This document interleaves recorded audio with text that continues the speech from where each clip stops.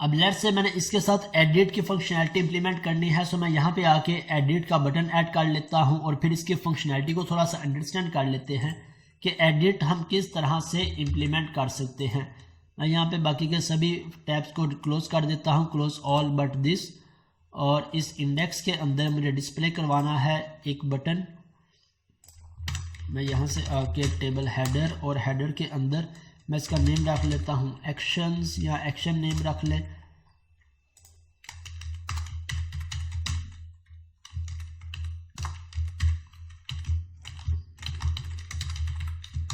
Edit, और edit के बाद जब यूज़र इस पर क्लिक करेगा तब ये किस कंट्रोलर और किस एक्शन पे मेरा डाटा पास करवा देगा। सो हम यहाँ पे लिख लेते हैं ASP controller, second ASP action, और इसके साथ मुझे एक और पैरामीटर पास करना है कैटेगरी आईडी को। जब भी यूज़र एडिट पे क्लिक करे, हमारी एडिट की फंक्शनैलिटी किस तरह से वर्क करती है। जब यूज़र किसी भी एडिट बटन पे या किसी भी कैटेगरी पे क्लिक करेगा तो इसकी जो भी आईडी होगी मेरे पास कंट्रोलर में, वो आईडी पास हो जाएगी एडिट के एक्शन को, और इस आईडी के अकॉर्डिंग यहाँ से आईडी, और इस आईडी की बेस पे हम डाटा गेट करके लाएंगे डाटाबेस में से, और वो अपने इस व्यू पे डिस्प्ले करवा देंगे। सो एडिट के साथ हम एडिट का टेम्पलेट ऐड कर लेते हैं। किस तरह से, मैं एडिट पे राइट क्लिक करता हूँ, ऐड व्यू, और यहाँ से आके लेजर व्यू, मैं टेम्पलेट चूज कर लेता हूँ कौन सा। अब हमने टेम्पलेट सिलेक्ट किसका करना है, एडिट का। सो एडिट को सिलेक्ट किया और यहाँ से अपनी मॉडल क्लास सिलेक्ट कर लेते हैं, कैटेगरी, और डीबी कॉन्टेक्स्ट ऑलरेडी एक्सेस है, ऑलरेडी सिलेक्ट है, और यहाँ से लेआउट पेज भी ऑलरेडी सिलेक्ट है। सो मैं ऐड पे क्लिक कर देता हूँ। अब जिस स्कैफोल्डिंग के थ्रू हमारा पूरे का पूरा एडिट का व्यू क्रिएट हो जाएगा। इस व्यू को पहले अंडरस्टैंड कर लेंगे कि व्यू किस तरह से क्रिएट हुआ है, कौन कौन से स्टेप्स हमने समझने हैं, फिर इसके बाद इसकी फंक्शनैलिटी इंप्लीमेंट कर लेते हैं। ओके, सबसे पहले इसने मॉडल बाइंड कर दिया, यहाँ से कैटेगरी का एक मॉडल बाइंड कर दिया। ये मॉडल क्यों बाइंड किया है, इसका क्या पर्पस है, ये भी हम डिटेल में अभी डिस्कस करेंगे। मैं यहाँ पे आ जाता हूँ गो टू व्यू। इसके बाद नीचे अगेन फॉर्म क्रिएट हुआ है, फॉर्म के बाद यहाँ से वैलिडेशन कमांड, यहाँ से वैलिडेशन कमांड ऐड हुई है। वैलिडेशन कमांड को मैं रिमूव कर देता हूँ, डिलीट कर देता हूँ, और इसके बाद एक हिडन फील्ड भी ऐड हुई है। हिडन फील्ड किस पर्पस के लिए यहाँ पे ऐड हुई है, मैं इस वैलिडेशन को भी ऐड रिमूव कर देता हूँ, और नीचे से इसे भी ऐड कर देता हूँ। मैं हिडन फील्ड ना भी लिखूँ, मैं यहाँ पे टाइप टेक्स्ट कर दूँ, तब भी मेरे पास कैटेगरी आईडी डिस्प्ले हो जाएगी। क्योंकि हमें पता है कि हम जब भी हम इस कैटेगरी को एडिट कर रहे होंगे तो हमें एडिट किसकी बेस पे करते हैं, इसकी कैटेगरी आईडी या प्राइमरी की बेस पे। सो मैं प्राइमरी की रिक्वायरमेंट होगी। सबसे पहले हमने इस फॉर्म के एक एक एलिमेंट को समझना है कि कौन सा टैग क्या फंक्शनैलिटी परफॉर्म कर रहा है। यहाँ पे ASP एक्शन है, इसका क्या पर्पज है, देन ASP फॉर, इसका क्या पर्पज है। ASP फॉर किस पर्पज के लिए यूज करते हैं, डायनामिकली हमारे आईडी को और नेम एट्रीब्यूट को ऐड कर देगा।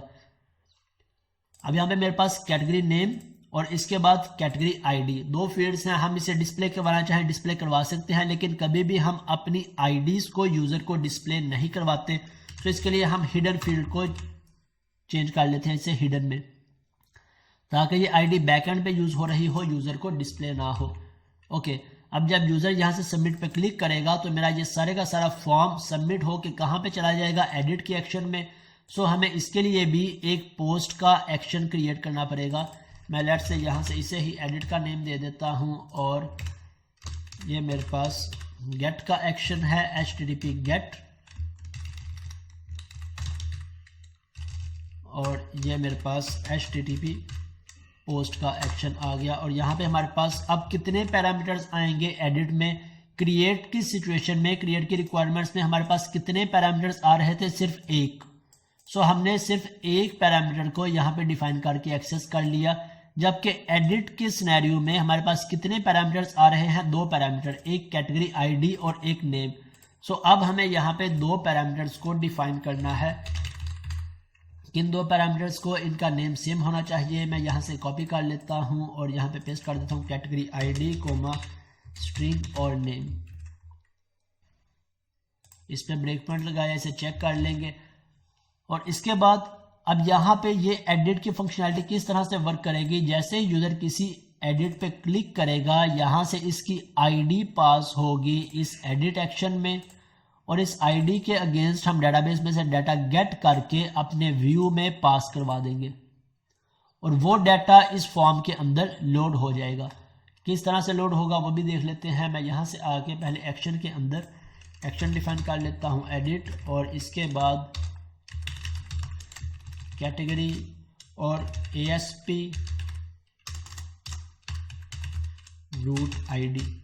हमने कोई भी आईडी पास करनी हो, कोई भी पैरामीटर पास करना हो अपने इस रूट के अंदर, इसके लिए हम अपनी एट्रीब्यूट को डिफाइन करते हैं ASP-रूट, और रूट के बाद जो भी हम उसका नेम रखना चाहते हो हम नेम रख दें, हम वैल्यू इसका नाम रख दें, हम आईडी नाम रख दें। इस पैरामीटर के थ्रू जो भी हम इसका लास्ट नेम रखेंगे हम इसे यहाँ पे एक्सेस कर लेंगे। ये नेम सेम होना चाहिए जो हम यहाँ पे रूट के बाद रखेंगे। और यहाँ पे आईडी क्या पास करवा दूंगा मैं आईडी पास करवा देता हूँ आइटम डॉट कैटेगरी आईडी,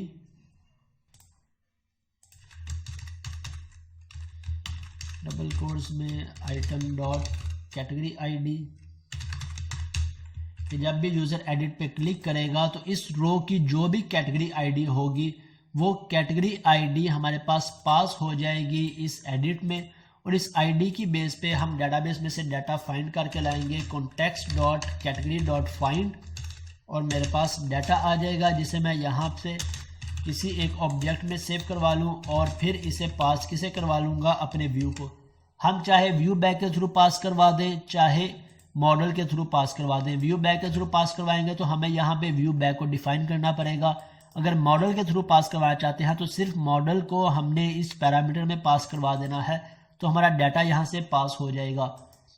और इसके बाद व्यू में कैसे गेट करना है, हमने इसका ऑब्जेक्ट क्रिएट कर इसे एक्सेस कर लेना है @मॉडल, और फिर मॉडल जहाँ पे भी डिफाइन होगा उसका पाथ हम डिफाइन कर देंगे। अब यहाँ पे मेरे पास जो भी डाटा आएगा वो डाटा बाइंड किस तरह से होगा या इन फील्ड्स में किस तरह से डिस्प्ले होगा, हमने इस कॉन्सेप्ट को भी समझना है। लेट्स से पहले यहाँ पे चेक कर लेते हैं कि क्या मेरे पास यहाँ पे डाटा आईडी आ रही है और आईडी की बेस पे कैटेगरी डाटाबेस में से आ रही है। अगर तो कैटेगरी आ गई, इसे हमने पास करवा दिया व्यू में। इसके बाद हम समझ लेते हैं कि हमारे इस व्यू के अंदर ये डाटा किस तरह से डिस्प्ले हो रहा है, क्योंकि हमने डाटा डिस्प्ले करवाने की कोई भी लॉजिक इंप्लीमेंट नहीं की। मैं यहाँ से इसे रन करता हूँ। ओके, कैटेगरी, और इसके बाद मैं आ जाता हूँ एडिट पे। मैंने एडिट पे क्लिक किया, मेरा यहाँ से एक्शन कॉल हो गया और इस आईडी के अंदर मेरे पास क्या पास हो गया, कैटेगरी की आईडी 1। मैं यहाँ से F10 की प्रेस करता हूँ, नेक्स्ट नेक्स्ट। अब ओबीजे में मेरे पास, मैं एक्सपेंड करके देख लेता हूँ, मेरे पास मेरा ऑब्जेक्ट आ गया। अब प्रोडक्ट क्योंकि हम लोड नहीं करवा रहे इसलिए हमारे पास प्रोडक्ट नहीं आ रही। अगर हम इसे लोड करवाना चाहते हैं तो हम रिलेटेड एंटिटी का कॉन्सेप्ट इंप्लीमेंट कर लेंगे कि हम किस तरह से रिलेटेड एंटिटीज को लोड करवा सकते हैं। इसे भी हम देखेंगे कमिंग सेशंस के अंदर। ओके, अब यहाँ से मेरे पास डाटा पास हो गया मेरे व्यू के अंदर, और व्यू के अंदर डिस्प्ले भी हो गया। अब ये डिस्प्ले किस तरह से हुआ है, हमने तो यहाँ पे आके डिस्प्ले करवाने की कोई भी लॉजिक इंप्लीमेंट नहीं की, लेकिन अगर हम देखें हमारे पास ASP फॉर एट्रीब्यूट यूज हो रहा है। ASP for attribute two way binding के लिए यूज होता है, ना कि वन वे बाइंडिंग के लिए। ASP फॉर ने क्या किया, हमारे पास जो डाटा हमारे पास कंट्रोलर से आ रहा था वो डाटा यहाँ पे बाइंड करवा दिया, और अब जब हम सबमिट पे क्लिक करेंगे तो जो भी डाटा यहाँ पे होगा उस डाटे को अगेन इस मॉडल के थ्रू बाइंड करवा के हमारे इस कंट्रोलर में पास भी करवा देगा। सो अगर हमने 2-वे बाइंडिंग यूज करनी हो, जो डाटा रिसीव हो रहा है उसे डिस्प्ले करवाना है, और जो डाटा यूजर ने यहाँ पे इंसर्ट किया है इसे अगेन अपने मॉडल के साथ बाइंड करना है। सो इसके लिए हम ASP फॉर को ही यूज करेंगे, ना कि हम इसकी जगह खुद से ID और नेम एट्रीब्यूट डिफाइन करें। अगर इसी कॉन्सेप्ट को हम ASP.NET MVC5 के अंदर इंप्लीमेंट करते तब हम HTML हेल्पर्स को यूज करते 2-वे बाइंडिंग के लिए, डॉट लेबल फॉर या dot text box for text box for तो टेक्स्ट बॉक्स फॉर किस पर्पज के लिए यूज होता है? स्ट्रांगली बाइंड या टू वे बाइंडिंग के लिए। अब यहाँ पे डॉटनेट कोर के अंदर हमारे लिए टू वे बाइंडिंग या स्ट्रांगली बाइंड करना बहुत आसान हो गया है। सिंपल सा एक टैग हेल्पर हमने यूज करना है। अब यहाँ से जैसे यूजर सबमिट पे क्लिक करेगा तो मेरा ये रिकॉर्ड सबमिट होके कहाँ पे चला जाएगा? इस एक्शन में। सो मैं इस एक्शन में देख लेता हूँ, हमने 2 रिकॉर्ड्स गेट कर रहे हैं। लेट्स से चेक करते हैं कि क्या मेरे पास कैटेगरी आईडी और न्यू नेम पास हो के आता है या नहीं। मैंने यहाँ पे फ्रूट न्यू कर दिया, सेव पे क्लिक किया, मेरे पास कैटेगरी आईडी आ गई 1 और नेम आ गया फ्रूट न्यू।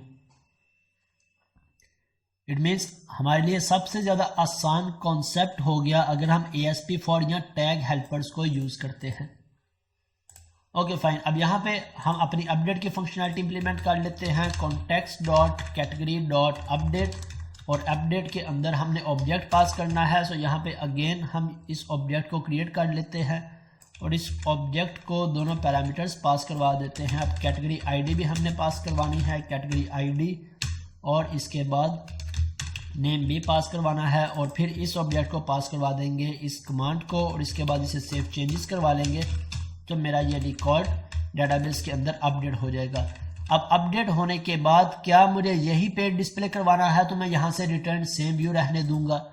अगर मुझे इसे रीडायरेक्ट करना है इंडेक्स में, तो मैं यहाँ से आके इसे रीडायरेक्ट करवा दूंगा। कहाँ पे? Redirect to action index. अब यहाँ पे कोई भी एक्शन नेम या स्ट्रिंग हमने डिफाइन करनी हो, इसके भी हमारे पास 2 वेज हैं। या हम डबल कोट्स को यूज कर लें, या इसकी बजाय हम नेम ऑफ प्रॉपर्टी को यूज कर लें। नेम ऑफ जो सा भी हमारा एक्शन होगा, इंडेक्स है इंडेक्स, एडिट है एडिट, जो भी स्ट्रिंग होगी हम स्ट्रिंग इसके अंदर इजीली लिख सकते हैं। हमने पास करवाना है इंडेक्स में, तो मैंने यहाँ पे लिख दिया इंडेक्स। अब लेट्स से चेक करते हैं कि क्या मेरे पास क्रिएट, एडिट और लिस्ट की फंक्शनैलिटी एज एक्सपेक्टेड वर्क कर रही है या नहीं। मैंने ब्रेक पॉइंट्स को यहाँ से रिमूव कर देता हूँ, एक दफ़ा अपने प्रोजेक्ट को रीबिल्ड कर लेता हूँ और फिर इसे यहाँ से रन करते हैं। ओके, कैटेगरी पे क्लिक किया, मेरे पास कैटेगरी की लिस्ट डिस्प्ले हो गई। लेट्स से मैं एक और कैटेगरी क्रिएट करता हूँ, वेजिटेबल्स। एंटर प्रेस किया, मेरे पास वेजिटेबल्स ऐड हो गई। मैं इस वेजिटेबल की एडिट पे क्लिक करता हूँ, मेरे पास वेजिटेबल्स का फॉर्म डिस्प्ले हो गया। इसे मैं न्यू कर देता हूँ। अब सेव पे क्लिक करूंगा तो मेरे पास वेजिटेबल्स एडिट हो गई।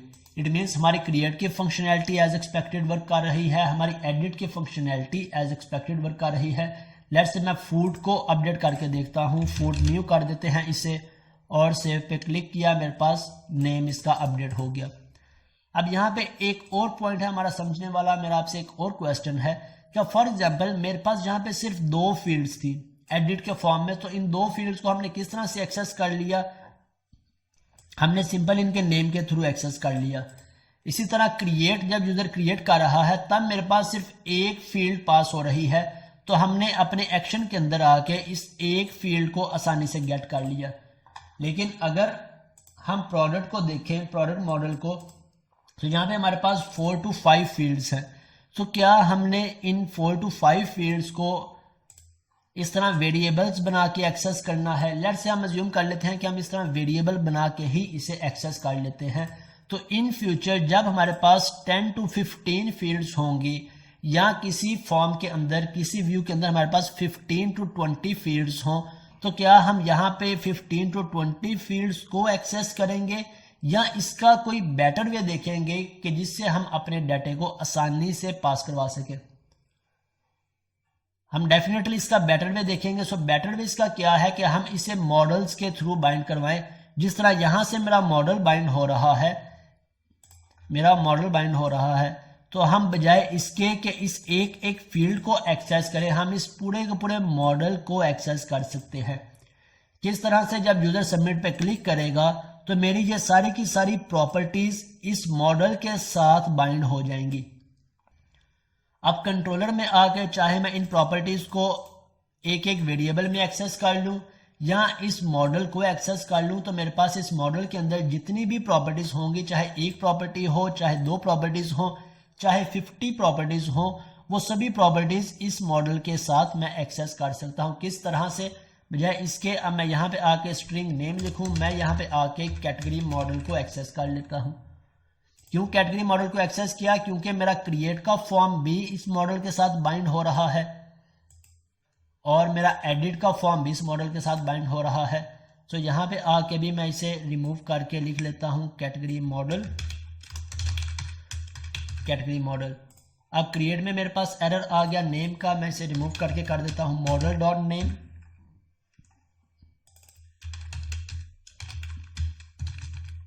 मॉडल डॉट कैटेगरी आईडी और मॉडल डॉट नेम। तो अब चाहे हमारे पास 10 फील्ड्स हो, 15 फील्ड्स हो, 20 फील्ड्स हो, हम सिर्फ एक प्रॉपर्टी डिफाइन करेंगे किसकी? मॉडल की। और इस मॉडल के अंदर ये सारे के सारे कॉलम्स मेरे एक्सेसिबल होंगे, चाहे एडिट के कॉलम्स हों चाहे क्रिएट के कॉलम्स हों। सो आसानी के साथ हम इसे एक्सेस कर सकते हैं। एक दफ़ा इन चेंजेस को टेस्ट कर लेते हैं और फिर इस क्लास को वाइंड अप करते हैं। ओके, कैटेगरी पे मैं क्लिक करता हूँ, मेरा कैटेगरी का पेज डिस्प्ले हो जाएगा। देन यहाँ से लिस्ट, अब मैं कोई एक कैटेगरी क्रिएट कर लेता हूँ, लेट्स से वेज के नाम से क्रिएट कर लेता हूँ। क्रिएट पे क्लिक किया और मेरे पास कैटेगरी क्रिएट हो गई। इसे एडिट करके देख लेते हैं और इसका मैं कोई भी नेम चेंज करके देख लेता हूँ। सेव पे क्लिक किया तो अब मेरे पास इसका नेम चेंज हो गया। इट मीन्स अगर हम सिंगल वेरिएबल से एक्सेस करना चाहें सिंगल से एक्सेस कर लें, या मॉडल्स के थ्रू एक्सेस करना चाहें जो मोर एफिशिएंट वे है फंक्शनैलिटी को परफॉर्म करने का, तो हम इसके थ्रू भी एक्सेस कर सकते हैं। मैं आपको रिकमेंड करूंगा कि मॉडल्स के थ्रू ही एक्सेस करें, मॉडल बाइंडिंग पे ही वर्किंग करें, जिससे हमें इन फ्यूचर किसी भी तरह की कोई भी प्रॉब्लम नहीं आएगी। हमारे लिए कोड को मैनेज करना, कोड को परफॉर्म करना बहुत आसान हो जाएगा। ओके, अब यहाँ पे हमने कैटेगरी पे लिस्ट का फंक्शन परफॉर्म किया, क्रिएट का फंक्शन परफॉर्म किया, एडिट की फंक्शनैलिटी को परफॉर्म किया। नेक्स्ट क्लास के अंदर हम देखेंगे कि हम क्रिएट और एडिट के लिए बजाय इसके कि अलग अलग से फंक्शंस को क्रिएट करें, क्या हम एक ही फंक्शन के अंदर इंप्लीमेंट कर सकते हैं या नहीं। हम इन्हें एक ही फंक्शन के अंदर इंप्लीमेंट करेंगे। इट मीन्स हम अपनी लॉजिक को थोड़ा सा इम्प्रूव करेंगे, बजाय इसके कि सेम फंक्शनैलिटी के लिए हम 4 फंक्शंस को, 4 एक्शंस को क्रिएट करें, हम 2 के अंदर या 1 के अंदर भी सेम फंक्शनैलिटी परफॉर्म कर सकते हैं। सो हम लॉजिक इंप्रूव करेंगे। इसके बाद आज हमने सिर्फ बात की टेक्स्ट बॉक्सेस की, फॉर्म एलिमेंट्स टेक्स्ट बॉक्सेस को किस तरह से पास कर सकते हैं। नेक्स्ट क्लास के अंदर हम बात करेंगे रेडियो बटन्स को किस तरह से डिस्प्ले करवा सकते हैं, डेटाबेस में सेव करवा सकते हैं, check boxes, drop down list को, और इसके साथ कुछ और कॉन्सेप्ट्स को भी इंप्लीमेंट करेंगे।